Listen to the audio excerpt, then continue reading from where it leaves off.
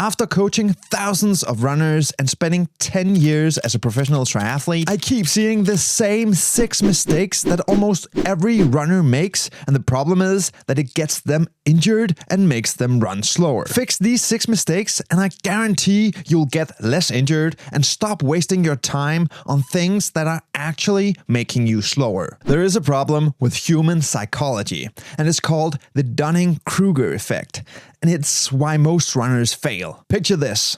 You see the Boston Marathon on TV, and then you decide that you want to run a marathon yourself. Seeing all those happy people cross the finish line on TV makes you want to get that same feeling, and you might even want to go for that elusive 3-hour mark. You've now entered what's called the uninformed optimism stage. You then learn everything you can, find a training plan, and start training, and then you start to realize that running 26.2 miles or 42.2 kilometers in under 3 hours is going to be extremely hard. You've now entered the informed pessimism stage. You keep training, and as the weeks go by, you start to realize that it's a lot harder than you thought. You don't feel like running every day, and maybe it's not even worth it. You've now entered what's called the valley of despair. And this is where most runners make their biggest mistake, not by quitting outright, but by chasing the next shiny thing, thinking that it will be easier. It might be cycling or CrossFit or a fast 5K or something completely different. They then jump straight back to the uninformed optimism stage for that new thing,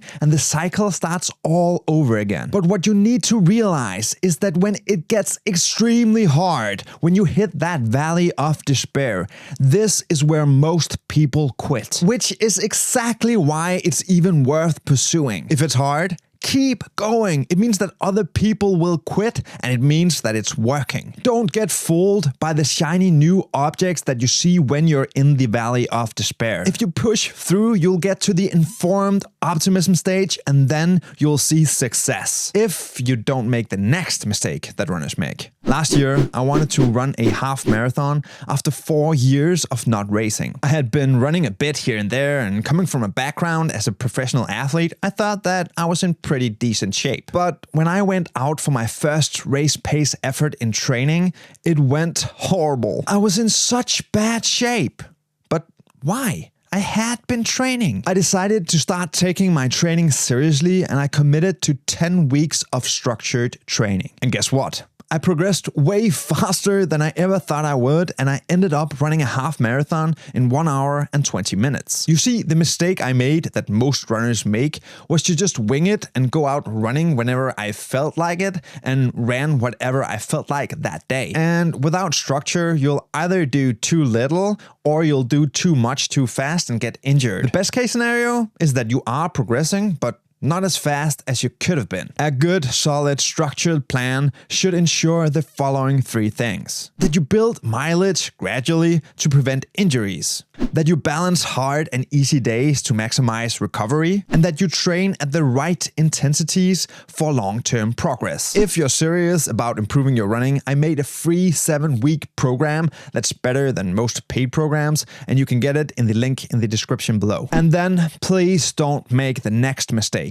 that runners make. When I started in triathlon, I tried to reverse engineer what the best in the world did so that I could just do the same thing and get the same results. But there was a big flaw in this approach. First of all, the level at the top is constantly improving, so if you want to get to the top, you need to be better than those that are at the top right now. But there was another issue. You see, I looked at the best in the world and just thought that I needed to do what they were doing at the top of their game. But what I really needed to do was to do the thing that they did when they were in my spot. And even if we look past the mileage and the time spent training, there's a big difference in how you should approach your training based on whether you're a beginner or an elite runner. In fact, a newly released review showed that different training intensity distributions produced different results whether you were a beginner or an elite runner. The review analyzed 13 studies with 348 endurance athletes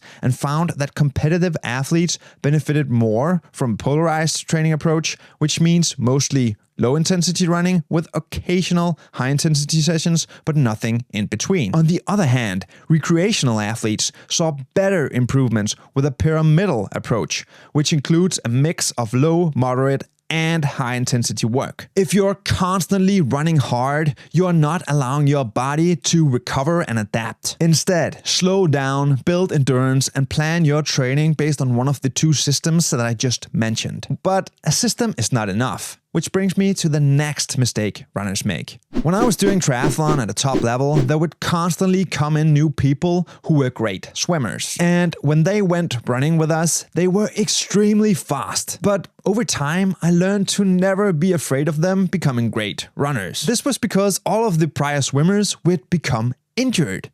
It was a surefire thing. It happened so often that we started joking that swimmers had glass legs. But in reality, it was because they were making one of the biggest mistakes that most runners also make, which is the reason they keep getting injured, get back to running, and then get injured again. You see, the problem is that your cardiovascular system, or your lungs and your heart, adapts faster than your muscles, your joints, and your tendons. So when the swimmers started running, they were in extremely good cardiovascular shape because of all the swimming they've done, but because they swim, which is a non-impact exercise, their muscle, joints, and ligaments were not used to all that pounding. Basically, their muscles, tendons, and joints could not keep up with their heart and lungs. So they were running too fast and they got injured. You see, increasing volume or intensity too quickly is the #1 reason for stress fractures, tendinitis, hip pain, knee pain, ankle pain,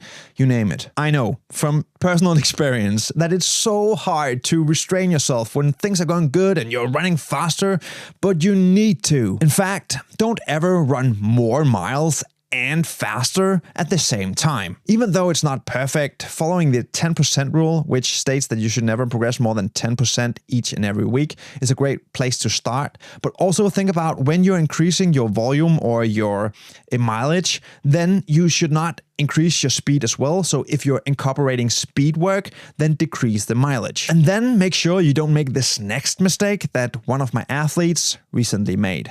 I train with one of my friends each week, and last week as we were warming up for our intervals, he told me that he started experiencing pain in his shins. As I'm the one who plans his training, I knew that he had not been doing anything out of the ordinary. In fact, he was extremely consistent. So I looked at his shoes and I asked him, "How many miles have you run in those?"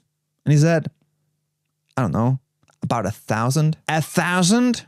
No wonder his shin hurt. You see, running shoes wear out, and when they do, they stop providing the cushioning you need for all that pounding into the pavement. Running in old or improper shoes leads to injuries. It's that simple. So here's 2 ways to avoid this mistake. 1, track your mileage. Most running shoes can only last for around 300 to 500 miles. 2, rotate your shoes. Rotating between 2 or 3 different pairs of shoes every single week will make them last longer, and so will you. My friend bought new shoes, and guess what? 1 week later, the pain had disappeared. But it was only because he did not make the next mistake that runners make. In 2018, I had my best race ever at the World Championships in duathlon in terms of numbers. But when looking back through the training logs leading into that race, I had not been doing anything different compared to what I usually did. So how come I suddenly became so much faster? It was a concept that led to all the best performances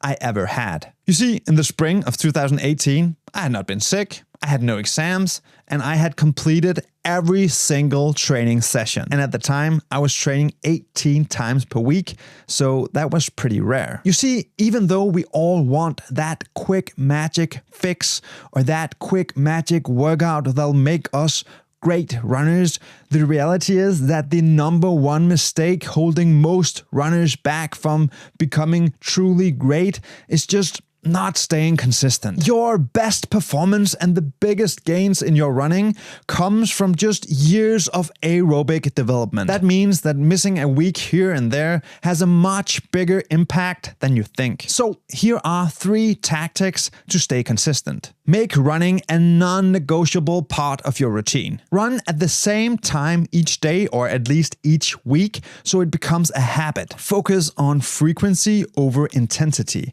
It's better to get out there 4 to 5 times a week and then do a bit less than go out 1 or 2 times and then just go all out. But avoiding mistakes is only half of the equation. The other half is learning how to run so fast that people think you're cheating. And I'll teach you exactly how to do that in this video right here.